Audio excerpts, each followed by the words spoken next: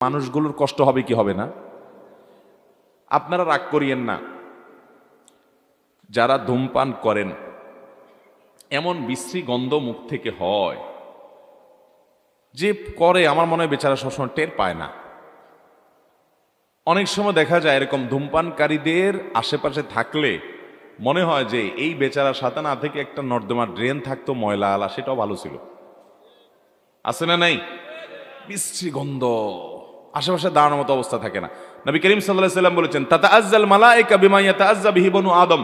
মানুষ যেসব গন্ধের কারণে কষ্ট পায়, ফেরেশতারা এসব গন্ধের কারণে কষ্ট পায়। এজন্য মসজিদে কাঁচা পেঁয়াজ খেয়ে যেতে নিষেধ করা হয়েছে হাদিসে, কারণ কাঁচা পেঁয়াজের কারণে মুখে দুর্গন্ধ হয়। রান্না করাটা খেয়ে যেতে পারেন, ভাজাটা খেয়ে যেতে পারেন, কাঁচাটা খেয়ে মসজিদে যাবেন না। তার মানে কাঁচা খাওয়ার পরে দুর্গন্ধ মুখে থাকলে ওটা দূর করে তারপরে মসজিদে যাবেন। অতএব ধূমপানকারী মসজিদে যাবে, কিন্তু ধূমপান করার পর এটা পরিষ্কার করে তারপর যাবে, আর ধূমপান ছেড়ে দেওয়ার নিয়ত করবে।